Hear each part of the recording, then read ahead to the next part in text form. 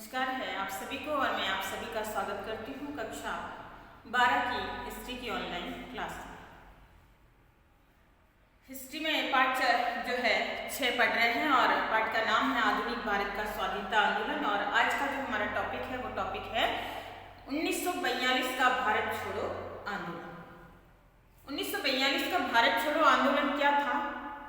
ऐसी कौन सी परिस्थितियां रही जिससे भारत छोड़ो आंदोलन है वो उपजा और इसके क्या परिणाम रहे, इसके नेता कौन कौन से थे, तो हम इस टॉपिक के माध्यम से जानेंगे कि 1942 का भारत छोड़ो आंदोलन। ठीक है, तो टॉपिक है भारत छोड़ो आंदोलन। और 1942 का भारत छोड़ो आंदोलन जो है ये भी एक विशाल जन आंदोलन था। और ये आंदोलन क्यों हुआ, उसकी परिस्थितियों को हम जानते हैं कि देखिए, ये भारत का एक विशाल जन आंदोलन था। गांधी जी के नेतृत्व में 3 आंदोलन हुए हैं। पहला असहयोग आंदोलन, उसके बाद सविनय अवज्ञा आंदोलन और फिर ये सबसे बड़ा ये भी विशाल आंदोलन था और उसके बाद अंग्रेज भारत छोड़कर चले गए 1947 के अंदर। तो ये 1942 का आंदोलन था जिससे उकताई हुई जनता, ब्रिटिश शासन से उकताई हुई जनता ने अंततः गांधी जी के नेतृत्व में साथ दिया और फिर ये आंदोलन शुरू हुआ। ये एक ऐसा आंदोलन था जिसने ब्रिटिश साम्राज्य, एक विशाल और शक्तिशाली साम्राज्य को, या कह सकते हैं इसकी जड़ों को हिलाकर रख दिया। द्वितीय विश्व युद्ध की परिस्थितियां और क्रिप्स मिशन की असफलता, ऐसे कई कारण थे जिससे भारतीय जनता के अंदर निराशा और असंतोष की भावना बढ़ गई थी। और फिर यह आंदोलन शुरू हुआ 1942 का भारत छोड़ो आंदोलन। तो हम जानते हैं भारत छोड़ो आंदोलन के कारणों को। यह है भारत छोड़ो आंदोलन के कारण। देखिए, ये एक विशाल जन आंदोलन था, यानी संपूर्ण देश की जनता ने इस आंदोलन के अंतर्गत भाग लिया। फिर है 1942 के क्रिप्स मिशन की असफलता से भारतीय जनता निराश थी। 1942 का क्रिप्स मिशन प्रस्ताव जो था, उन प्रस्तावों में जो विधान की जो विवेचना की गई थी उससे भारतीय जनता असंतुष्ट थी। इसके चलते निराशा है वो भारतीय जनता के हाथ में आई थी। तो क्रिप्स मिशन की असफलता ने भी इस आंदोलन को जो है प्रारंभ करने में अपनी भूमिका निभाई। फिर है द्वितीय विश्व युद्ध के दौरान कीमतों में वृद्धि, वस्तुओं की कमी। द्वितीय विश्व युद्ध 1939 में द्वितीय विश्व युद्ध हुआ और अंग्रेज सरकार या वर्तमान तत्कालीन ब्रिटिश सरकार ने जो है भारत को भी द्वितीय विश्व युद्ध के अंदर झोंक दिया, जिसके कारण भारत में बहुत अधिक रसद सामग्री की कमी आ गई, वस्तुओं की कमी आ गई और वस्तुओं का मूल्य बढ़ गया, जिसके कारण भारतीय जनता में असंतोष की स्थितियां हैं वो उत्पन्न हो गई। यानी कीमतों में वृद्धि और वस्तुओं की कमी इस द्वितीय विश्व युद्ध के दौरान उत्पन्न हुई परिस्थितियों के कारण भारतीय जनता को ये सारा दर्द भोगना पड़ रहा था, ये त्रास थी, जिसके कारण भारतीय जनता में निराशा और असंतोष की भावना उत्पन्न हो गई। तो ये भी भारत छोड़ो आंदोलन का एक मुख्य कारण माना जा सकता है। फिर है जापानी आक्रमण का भय, भारत की खराब होती स्थिति और ब्रिटिश साम्राज्य के प्रति असंतोष। जापान और ब्रिटेन आमने सामने थे और भारत के अंदर की अगर परिस्थितियों को देखें तो भारत में ब्रिटिश तत्कालीन सरकार कौन थी? ब्रिटिश सरकार थी। और ब्रिटिश सरकार से जो है मुकाबला किसका हो रहा है? जापानियों का हो रहा है। और ऐसे जापान, वैसे भारत की जापान के साथ कोई दुश्मनी नहीं है, लेकिन ब्रिटिश सरकार यानी तत्कालीन सरकार जो है ब्रिटिश सरकार थी और उसके चलते जो है जापान है वो भारत पर आक्रमण करने के लिए उतारू हो रहा था, यानी ब्रिटिशों से मुकाबला। और ऐसे में जापान ने बर्मा, मलाया और सिंगापुर तक अपनी सेना भेजकर यहाँ पर इन प्रदेशों के ऊपर इन देशों के ऊपर अपना अधिकार है वो कर लिया था और वो भारत के बिल्कुल करीब आ चुका था। और ऐसे में जो है ब्रिटिश सरकार का भारत में होना या तत्कालीन ब्रिटिश सरकार का भारत में होना भारत के लिए सबसे बड़ा खतरा था। और ऐसी स्थिति में भारत की आर्थिक स्थिति तो खराब ही थी, क्योंकि द्वितीय विश्व युद्ध के दौरान परिस्थितियां अनुकूल नहीं थी, कीमतों में वृद्धि हो रही थी, अर्थव्यवस्था पूरी तरह से ढुलमुल और गड़बड़ा गई थी।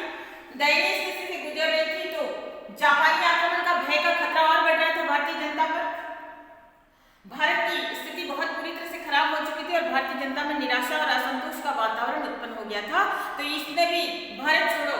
आंदोलन को जन्म दिया। तो ये सारी परिस्थितियां थी जिससे भारत छोड़ो आंदोलन की जो है कह सकते हैं परिस्थितियां पनप कर तैयार हुई। इसके चलते गांधी जी ने ब्रिटिश सरकार के विरुद्ध अहिंसक आंदोलन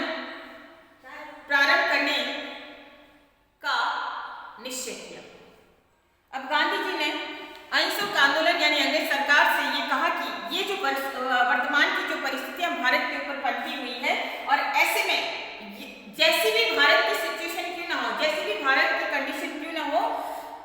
भारत को अंग्रेज सरकार है वो परमात्मा या ईश्वर के हाथों में छोड़ दे, चाहे भारत की अराजकता स्थिति कैसी भी क्यों ना हो। तो ऐसी अराजकता के हालात में भारत को ईश्वर के हाथों में सौंप दे, हमारी जो है राष्ट्रवादी नेताओं या भारतीय जनता के हाथ में सौंप दे और अंग्रेज है वो भारत छोड़कर चले जाए, ताकि जो ये विदेशी खतरा जो भारत के ऊपर जो मंडरा रहा है, ताकि उन परिस्थितियों से मुक्ति मिल जाए। और इसके चलते गांधी जी ने अंग्रेज सरकार के विरुद्ध अहिंसक आंदोलन प्रारंभ करने का निश्चय किया। और गांधी जी ने जब ये अहिंसक आंदोलन प्रारंभ करने का निश्चय किया तो गांधी जी के साथ कांग्रेसी नेता जो है पूरी तरह से तैयार नहीं थे, या कह सकते हैं कि इन परिस्थितियों में वो गांधी जी का साथ देने के लिए तैयार नहीं थे। विरोध के स्वर उठ रहे थे और उन विरोधी स्वरों में पंडित जवाहरलाल नेहरू, अबुल कलाम आजाद और भी कई नेता थे जो कि गांधी जी की इन नीतियों को अव्यवहारिक मान रहे थे कि परमात्मा या भगवान भरोसे या अराजक की स्थिति में भारत को छोड़कर अंग्रेज सरकार चली जाए। तो उन्हें ये घटनाक्रम व्यवहारिक नहीं लग रहा था, लेकिन फिर भी इससे गांधी जी निराश नहीं हुए और गांधी जी ने कहा कि यदि संघर्ष का ये प्रस्ताव स्वीकार नहीं किया गया तो मैं मुट्ठी भर बालू से ही कांग्रेस से भी बड़ा आंदोलन खड़ा कर दूंगा। यानी कांग्रेस में ही जब विरोध के स्वर उपजे तब गांधी जी ने ये कहा कि मैं मुट्ठी भर रेत से ही एक बहुत विशाल आंदोलन खड़ा कर दूंगा। अर्थात गांधी जी को कहीं न कहीं अपने नेतृत्व के ऊपर जो है प्रबल विश्वास था कि जनता उनके साथ खड़ी है। और फिर 14 जुलाई 1942 का समय वर्धा में कांग्रेस समिति की बैठक हुई और अहिंसक संघर्ष को स्वीकृति का प्रस्ताव है वो मिल गया। यानी इसके दौरान जो गांधी जी ने अहिंसक आंदोलन शुरू करने का जो निश्चय किया था उसमें वर्धा बैठक के अंदर इस आंदोलन को हामी मिल गई, यानी अनुमोदन मिल गया। और 8 अगस्त 1942 को ऐतिहासिक ग्वालियर टैंक मैदान में एक बैठक हुई और वर्धा प्रस्ताव की पुष्टि भी होगी। पुष्टि यानी पूरी तरह से अनुमोदन हो गया। और ये 8 अगस्त 1942 का समय है जहां पर गांधी जी ने कांग्रेस के सदस्यों के साथ बैठक की ग्वालियर टैंक मुंबई के अंदर। ठीक है, टैंक एक मैदान है, ग्वालियर टैंक ये मैदान है। तो इस मैदान के अंदर ये भी एक बहुत बड़ा विशाल मैदान है जहां पर एक ऐतिहासिक बैठक हुई जिसमें भारतीय जनता शामिल थी। और इस ऐतिहासिक भाषण में गांधी जी ने जो है सबसे बड़ा जो भी भाषण दिया उस भाषण के अंश थे कि करो या मरो। इसने भारतीय जनता को ये कहा कि डू एंड डाई या डू और डाई, या तो अब वो समय है कि हम कुछ करें, हम रुके नहीं, हम झुके नहीं, हम कुछ करें। और उसके लिए उन्होंने भारतीय जनता को निराश और असंतुष्ट न होने की जगह ये कहा कि हमें अब कुछ करना होगा। और ऐसे में उन्होंने करो या मरो का जो नारा दिया, जिसे कह सकते हैं डू और डाई का नारा दिया। तो ये ग्वालियर टैंक मैदान के अंदर जो ऐतिहासिक बैठक हुई इसे अगस्त क्रांति का नाम भी दिया जाता है, या इस 1942 के आंदोलन का जो ये शुरुआती दौर था इसे अगस्त क्रांति कहा जा सकता है। या इसके बाद गांधी जी ने ये कहा इसमें कि मैं आपको एक छोटा सा मंत्र दे रहा हूँ। भारतीय जनता को इस ऐतिहासिक भाषण में उन्होंने कहा कि मैं आपको एक छोटा सा मंत्र दे रहा हूँ, आप इसे अपने दिलों में संजो कर रख लें। संजो कर रखना यानी इकट्ठा करके रख ले, हर एक सांस में इसका जाप करें और वो मंत्र है करो या मरो। यानी अब हमें अपना स्वराज्य चाहिए, हम या तो भारत को स्वतंत्र कराएंगे या फिर इस प्रयास में मारे जाएंगे। तो उन्होंने भारतीय जनता को इस प्रकार से प्रेरित करने की बात की। उन्होंने भारतीय जनता को अनेक अपने भाषण के अंतर्गत दिशा निर्देश दिए और इस दिशा निर्देश में गांधी जी ने अपनी पहली बात कही थी कि हर सदस्य कांग्रेस के प्रति निष्ठावान रहे,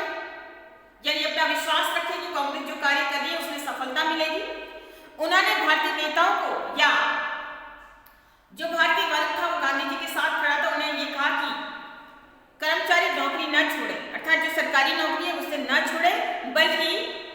ये जो आंदोलन हो रहा है ये कांग्रेस जो उनके साथ खड़ी है कदम से कदम मिलाकर, उसके ऊपर विश्वास रखें कि हमें सफलता मिलेगी। इसके साथ उन्होंने सैनिकों को कहा, इस भाषण के अंतर्गत जो भारतीय सेना के सैनिक थे उनको ये कहा कि अगर ये आंदोलन होता है तो इस आंदोलन के फलस्वरूप भारतीय सैनिक है वो भारतीय जनता के ऊपर गोलियां न चलाएं, अर्थात यहाँ पर वो अपनी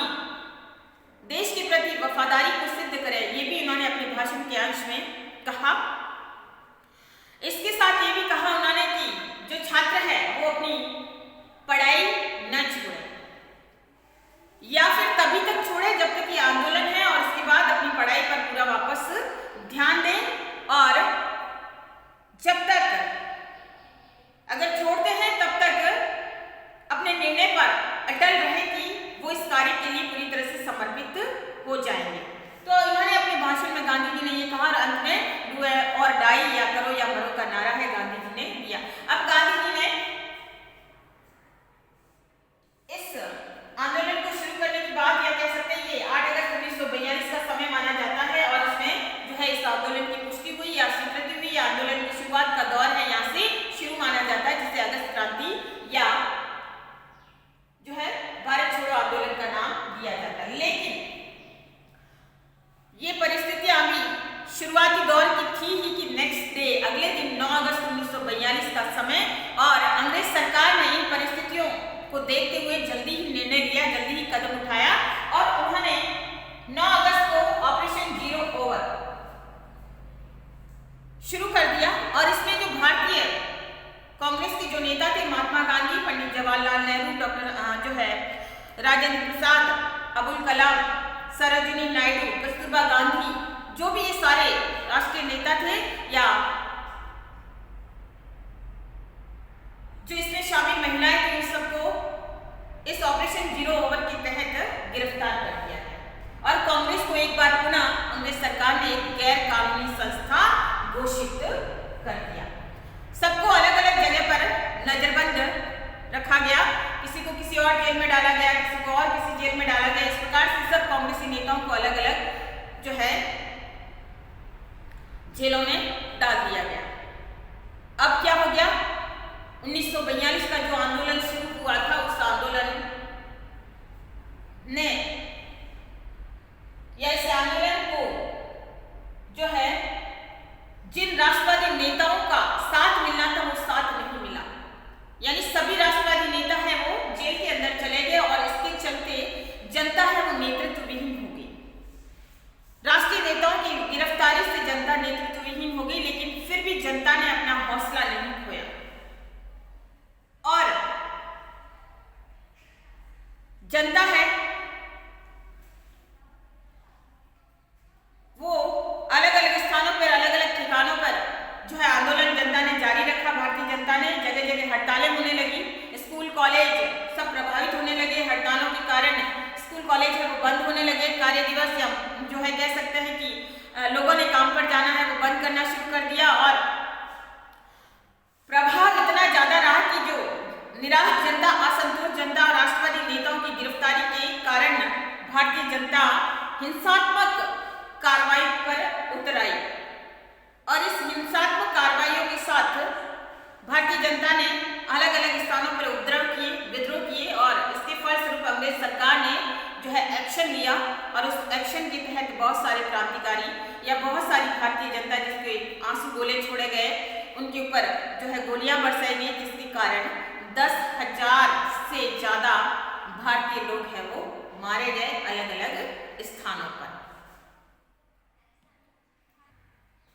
देश के विभिन्न भागों में आंदोलन हो रहे थे, विरोध हो रहे थे, जनता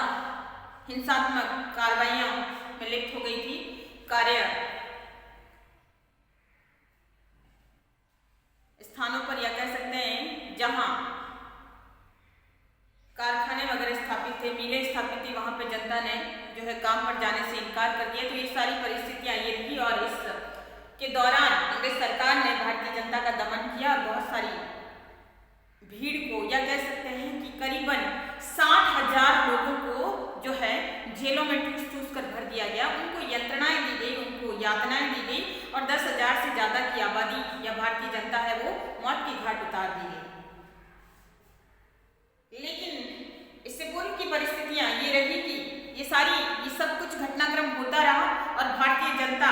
जो है अपने विभिन्न कार्यों को अंजाम देती रही। इन विभिन्न कार्यों के अंजाम के फलस्वरूप हम देखते हैं समानांतर सरकारों की स्थापना।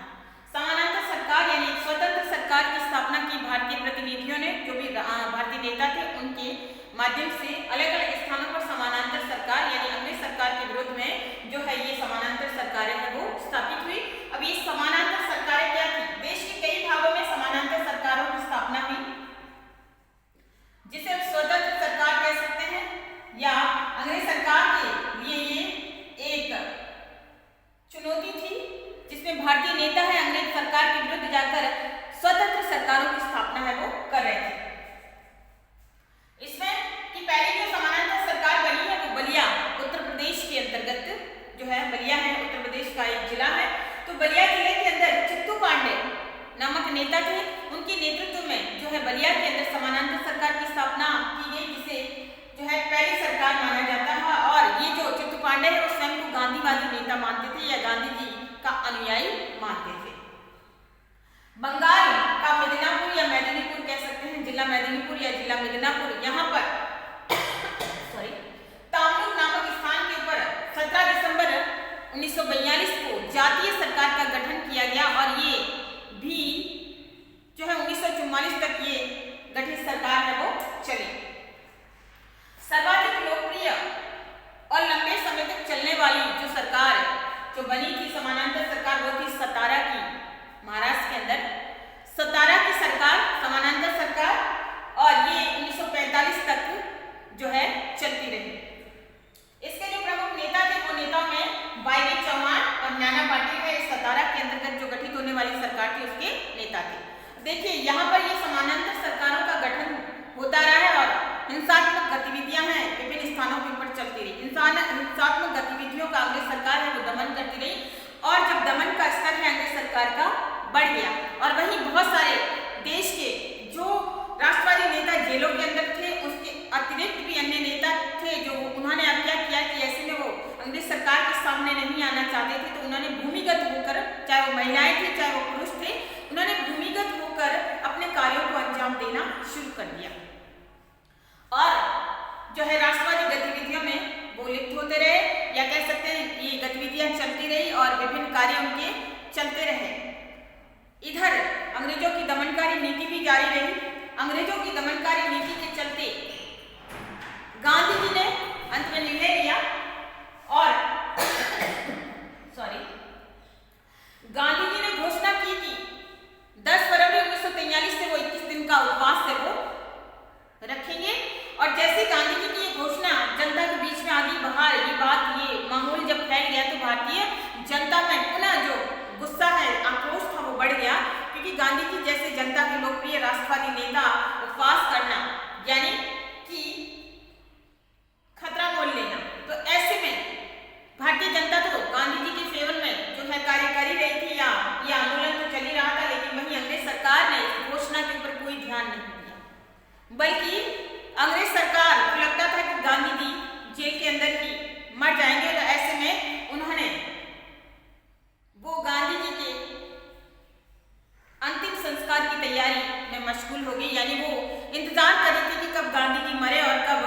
उनको शांति मिले। तो ये परिस्थितियां हैं वो उत्पन्न हो रही थी, लेकिन वही भारतीय जनता है वो गांधी जी के जैसे उपवास की घोषणा हुई, भारतीय जनता में आक्रोश या गुस्सा है वो और ज्यादा अंग्रेज सरकार के विरुद्ध में बढ़ गया और हिंसात्मक कार्रवाइयां या आंदोलन की गति है वो और अधिक तीव्र हो गई। गांधी जी ने जैसे ही अनशन की बात कही या 21 दिन के उपवास की बात कही और वो चाहते थे कि भारतीय जनता के ऊपर जो दमन किया जा रहा है अंग्रेज सरकार के द्वारा, उनको मारा जा रहा है, उनको जेलों में डाला जा रहा है, जिसके चलते उन्होंने 21 दिन के उपवास और रिहाई की बात की और जैसे ही गांधी जी ने अपनी शर्तें मनवाने के लिए या अपनी बात को मनवाने के लिए उन्होंने 21 दिन के उपवास की बात की, हालांकि अंग्रेज सरकार ने इस और ध्यान नहीं दिया और वो गांधी जी के अंतिम लगी रही। लेकिन जैसे ही गांधी जी की इस बात की खबर ब्रिटिश प्रधानमंत्री विंस्टन चर्चिल, ठीक है, जो कि उस समय ब्रिटिश प्रधानमंत्री थे, विंस्टन चर्चिल ने क्रोधित होकर कहा कि जहां हम पूरी दुनिया में, यानी ब्रिटिश पूरी दुनिया में छाए हुए थे, उन्होंने अपने एक विशाल औपनिवेशिक साम्राज्य को खड़ा किया था और हर जगह उनका वर्चस्व था, तब वो विंस्टन चर्चिल ने कहा है कि जब हम दुनिया में हर जगह जीत रहे हैं तो ऐसे वक्त में हम एक कमबख्त बूढ़े के सामने कैसे झुक सकते हैं। यानी कमबख्त बूढ़ा किसे कहा है? महात्मा गांधी को उन्होंने कहा है कि उसके सामने हम कैसे झुक सकते हैं जो हमेशा से हमारा दुश्मन रहा है, यानी अंग्रेज सरकार के खिलाफ रहा है उसने, या अंग्रेज सरकार के विरुद्ध गतिविधियां उनकी जारी रही। तो ऐसे में विंस्टन चर्चिल ने ये बात महात्मा गांधी या हमारे राष्ट्रपिता के लिए ये शब्द उन्होंने कहे। और इन्हीं उपवासों के बीच में गांधी जी की तबीयत है वो खराब हो गई, स्वास्थ्य उनका खराब हो गया और रिहाई की मांग उठने लगी। और राष्ट्रवादी नेता जो अंग्रेज सरकार के साथ खड़े थे उन्होंने इस्तीफा दे दिया क्योंकि वो गांधी जी की मौत की जिम्मेदारी अपने ऊपर नहीं लेना चाहते थे। अब अंग्रेज सरकार ने स्थिति को भांपते हुए गांधी जी को रिहा करने की सोची और फिर 6 मई 1943 ईस्वी को गांधी जी को जेल से रिहा कर दिया गया और कुछ अन्य नेताओं को जेल से रिहा कर दिया गया। जब तक गांधी जी रिहा होकर जेल से बाहर निकले तब तक उनकी पत्नी कस्तूरबा गांधी और उनके सचिव थे महादेव सरदेसाई की मृत्यु हो चुकी थी। अब ये तो हो गई गांधी जी की परिस्थितियां, लेकिन जब गांधी जी जेल में थे तो अन्य संगठन जिसका नाम था मुस्लिम लीग की इस आंदोलन के प्रति क्या रुचि रही या क्या रुझान रहा, क्या पक्षपात या निष्पक्ष रवैया जो भी रहा वो हम समझते हैं। तो मुस्लिम लीग ने यहाँ पर जो नीति अपनाई थी वो निरपेक्षता की नीति यानी बिल्कुल अलग थलग, ना अंग्रेज सरकार के साथ में खड़े होना, ना इस आंदोलन के साथ में खड़े रहना। उन्होंने मोहम्मद अली जिन्ना ने मुसलमानों से ये अपील की कि वो इस आंदोलन से स्वयं को अलग थलग रखें और किसी भी प्रकार की कार्रवाई में अपना योगदान न दें। तो उन्होंने मुस्लिमों से ये अपील की थी, तो उन्होंने या मुस्लिम लीग ने निरपेक्षता की नीति अपनाई। और 23 मार्च को कराची अधिवेशन के दौरान उन्होंने कहा भाषण में कि भागो और बांटो और भागो, अर्थात जो है देश के विभाजन की बातें हैं वो चल पड़ी थी, पाकिस्तान बनाने की बात, बांटो और भागो। और 23 मार्च 1943 को उन्होंने पाकिस्तान दिवस मनाने को कहा और फिर मुस्लिम लीग के द्वारा 23 मार्च 1943 को पाकिस्तान दिवस है वो मनाया गया। तो यहाँ पे मुस्लिम लीग की जो है परिस्थितियां हमें समझ में आ रही है। अब 1942 का जो 8 अगस्त 1942 का जो भारत छोड़ो आंदोलन जिसकी शुरुआत हुई थी उसके परिणाम क्या रहे, तो हम उस परिणाम को भी जानने का प्रयास करते हैं शॉर्टकट में। देखिए ये आंदोलन जो था एक विशाल जन आंदोलन था और इसमें हर तरह की जनता ने भाग लिया था, चाहे शासक हो, चाहे जमींदार हो, चाहे किसान वर्ग हो या साधारण से साधारण जनता हो, महिला हो, बच्चे हो, पुरुष हो, स्त्रियां हो, तो सभी ने इस आंदोलन में अपनी मुख्य भूमिका है वो निभाई थी। तो ये आंदोलन जो इस आंदोलन के फलस्वरूप बहुतों को अपनी जान से हाथ धोना पड़ा था और बहुतों को जेल के अंदर जब डाला गया था, लगभग 60,000 लोगों को जेल के अंदर डाला गया था और 10,000 लोग हैं इस दमनकारी नीति के परिणाम के स्वरूप मौत के घाट उतार दिए गए थे, जिनकी मृत्यु हो गई थी। तो जेलों में भी उनको जो है जबरन या कह सकते हैं त्रासदीपूर्ण यंत्रणाएं उनको दी गई थी। तो ये जो आंदोलन है ये एक एकता और बलिदान का एक अनूठा उदाहरण है, वो हमारे सामने प्रस्तुत करता है कि भारतीय जनता एकजुट होकर अपने हक, अपने अधिकारों के लिए जो है लड़ रही थी और संगठित हो चुकी थी। तो ये एक एकता और बलिदान का अनूठा उदाहरण हमें मिलता है। फिर अंग्रेज सरकार संपूर्ण भारतवासियों के एकजुट होने पर और उनकी जो आंदोलनकारी या हिंसात्मक गतिविधियों को देखकर जो है अंग्रेज सरकार है वो भयभीत होने लगी थी और वास्तव में अंग्रेज सरकार को ये महसूस होने लगा था कि अब भारत में लंबे समय तक उनकी सत्ता है वो टिककर नहीं रहेगी। स्वतंत्रता की मांग और राष्ट्रीय आंदोलन की प्रथम मांग है वो बनती जा रही थी कि अब भारतीय जनता है वो जागरूक हो चुकी थी, जागृत हो गई थी और अब उनको ये समझ में आने लगा था कि स्वतंत्रता ही उनका अधिकार है। स्वतंत्रता की मांग अब उनकी हर मांग से ज्यादा बढ़कर सामने आ रही थी, राष्ट्रीय मांग होती जा रही थी, अर्थात संपूर्ण भारत है वो स्वतंत्रता की मांग है वो कर रहा था। ये उनकी प्रथम प्रायोरिटी बन गया था। ब्रिटिश सरकार से सत्ता हस्तांतरण की मांग है वो भारतीय जनता के माध्यम से, राष्ट्रवादी नेताओं के माध्यम से की जा रही थी, अर्थात ब्रिटिश सरकार भारत छोड़े और जिस प्रकार की जो भी भारतीय जनता चाहती है, सत्ता हस्तांतरण की मांग उठ रही थी, सत्ता हस्तांतरण यानी भारत को आजाद करे और भारत को जो है भारतीय नेताओं के हाथ में सौंप दे और ब्रिटिश यहाँ से चले जाए। तो इस प्रकार से ये एक ऐसा जन आंदोलन था जिसमें कृषक, जमींदार, राजा, महाराजा, बहुत सारे लोग थे जो ब्रिटिश सरकार के विरुद्ध थे और उन्होंने जनता के हौसलों को बढ़ाया और इन आंदोलन में अपना योगदान दिया। बहुत सारे उद्योगपति, महिलाएं, पुरुष सभी ने जिसका जो बनता था उन्होंने इस आंदोलन में अपने सहयोग देने की कोशिश की थी और इससे अंग्रेज सरकार को वास्तव में अपनी जड़ें वो हिलती हुई नजर आ गई थी। तो ये था भारत छोड़ो आंदोलन और उसकी परिस्थितियां, उसके परिणाम हमने समझे कि किस प्रकार भारत छोड़ो आंदोलन है वो शुरुआत हुई और किस प्रकार से जनता ने अपना सहयोग दिया और इसके परिणाम क्या रहे वो हमने समझे। तो ये था आज का हमारा छोटा सा टॉपिक, भारत छोड़ो आंदोलन। आशा करती हूँ कि आपको समझ में आया होगा।